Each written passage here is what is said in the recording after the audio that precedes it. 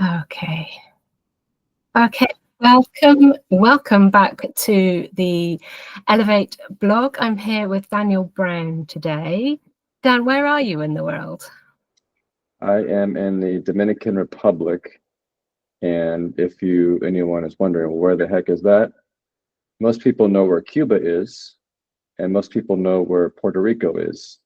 Well, we're in between those two, I see. Okay. and we Um, actually share. It's a big island, and we share it with another country called Haiti, and uh, so it's two countries on one island in between Cuba and Puerto Rico.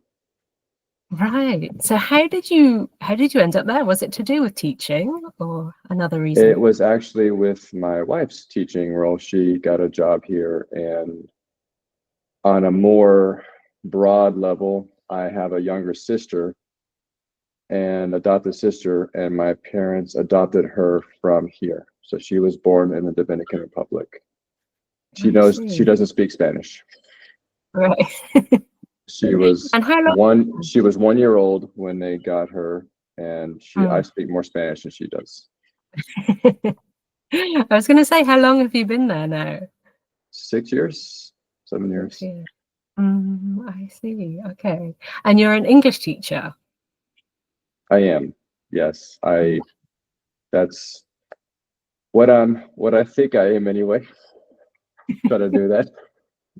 Yeah. Are Teach you some teaching English online? sometimes. Mm, Mostly online or online, yes. 95% online. I do have every now and then I have a student who's in person here. And I actually yes, mostly online. I see. It's Yeah. it's Yeah. really it's really it's really weird or strange how not a lot happens in person here with I guess English tutoring, or because I'm not a teacher. Teaching is separate. A licensed teacher working at a school. So as Mm, a tutor, I'm separate. So as you know, post COVID, everything has gone online and it's kind of stayed there. yeah. Yeah, that's right. Yeah, me too. It's happened the same way for me as well. So tell me about your students. Who do you teach and what do you help them do? Sure. I've been delighted. It's been awesome to have students from all over China, Europe, Asia, South America. I think all five, not Australia yet, but the Americas, Europe, and Asia, and seeing hearing about their story and learning, just hearing when we share a language, that that's actually the most intriguing part for me, is uh, when there's any commonality in the language. They're learning English, and when I've been able to learn Spanish, and hearing how all the different sounds and everything, words, how they connect across I'll say the Latin American languages, the Latin based. Mm, yeah, And I mean, that's right. I can do some, I can start listing out some countries for you, but of where my students are, and but suffice it to say, Europe and the Middle East and South America. Awesome. Well, tell me about students then. Tell me, do you have any memorable moments with students? Any times they've had a big breakthrough with you or you've connected in some way? Yes, actually, just the other day, I came up. He said he was having trouble visualizing or seeing the word, and I said, "Wow, that's interesting, because I have something that might help you." And it's called an inflection graph of a word, and it is, like it says, it's a graph that shows English to Spanish. Really, you start over here on the left, and the inflection, most English words start up here, and they go down in the tone. Spanish words, they start low and kind of do this, maybe, and it goes by syllable. I had to ask ChatGPT to make it for me, and it took a while to finally even realize what I wanted, what the question was. Mm. And when he saw that, he's like, "Oh, okay, yes." And so that was encouraging, that the exact thing that he was looking for was I was able to help him with. Mhm. And that would get into pronunciation again, inflection, where you put the accent. Most people think that English doesn't have an accent. I think it does. It's Oh, just yeah. not. It's just not written right. It's not. Doesn't have the symbol. And I think most languages do. And for him, again, me finding, yes, that was my visualization too. Of there's got to be a way to write out, see the word Mhm. in a line or graph form. And wow, I finally found it. Great. Yeah. That was good. Uh, And other mm. similar moments where I I can take, I change the letters around. I change the letters till I get them to say their target word. Okay, you said it. That's how you say it. Now here's how it's spelled, which is different. I say, "Welcome to English," unfortunately. Mm. Yeah. Yeah, that's one of my things as well. Yeah, spelling and pronunciation, different things. It's hard. Do you And as find mm, oh, go go ahead, ahead. yes.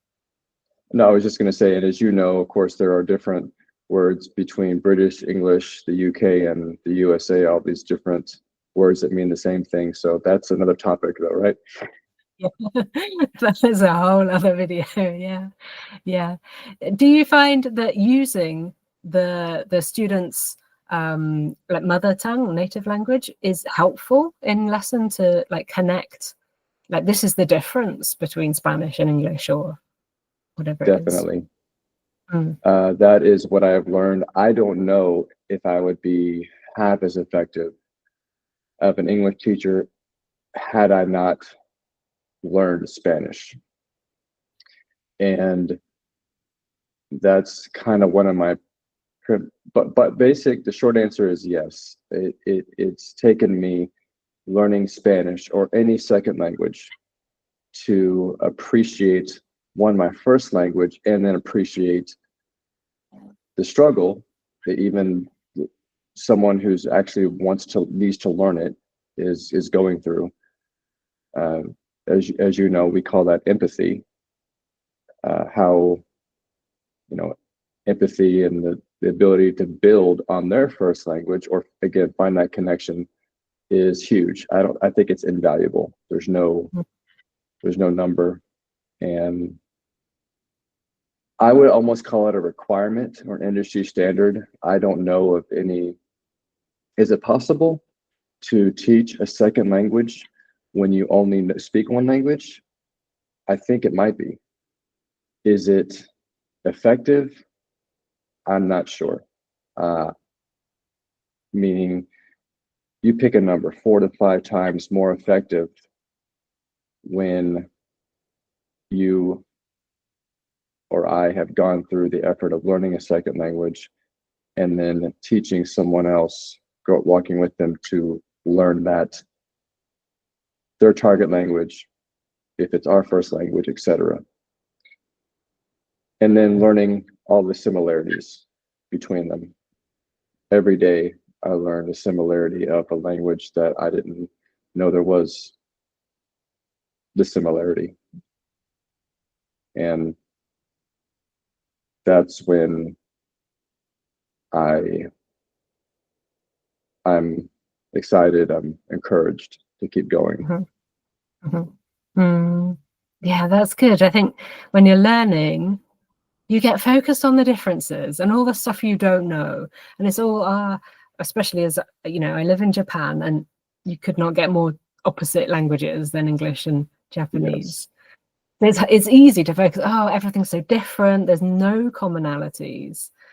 But then, yeah, you do find, or things you can associate. Oh, that sounds like this word in English. Yes. So, okay, that's related for me. Yeah. So it's a good point to focus on similar things. And I would add for you, it was even more difficult for you or others of non-Latin based, I'll say Asian languages. My wife speaks Mandarin. She still cannot write it, but she can speak it and understand it. For you, Japanese, it's an entirely different. The Roman alphabet is not the alphabet; it's symbols.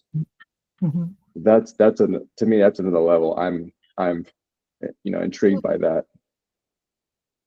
Yeah, it's different. It's hard, but yeah, if we look at similarities, it's a good way to get your mindset in the right place. If you can get it, if you can grab on that 1%, that one thing that's similar, and then it can be pleasantly surprising what happens from there. That's really nice. Okay, so tell me about, why do you keep being a teacher? I like to, I guess, help others, and I realized that 7 years ago that, especially in a one-on-one setting, I guess I've maybe finally discovered this gift that I have, and I guess you could say I'm still kind of new at it, and I'm just trying to refine it and get better at it and become more efficient. And maybe it came from living here and being surrounded as you are by Japanese and whatever else is spoken there. I am to Spanish. It's being swimming in it. You're swimming in Japanese, I'm swimming in Spanish here. And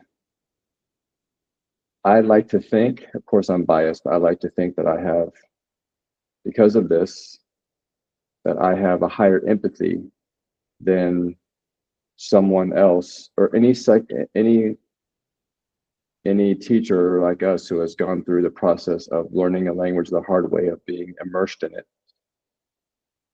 I'd like to think that we have more empathy, that maybe we think, I don't want this person to have to go through what I went through, all the anger and frustration and, oh my gosh, what's wrong? Why can't I get this?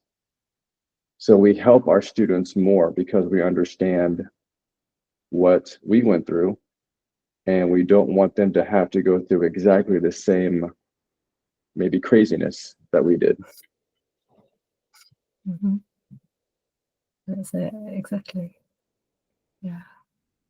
Okay. And we're both meeting a need.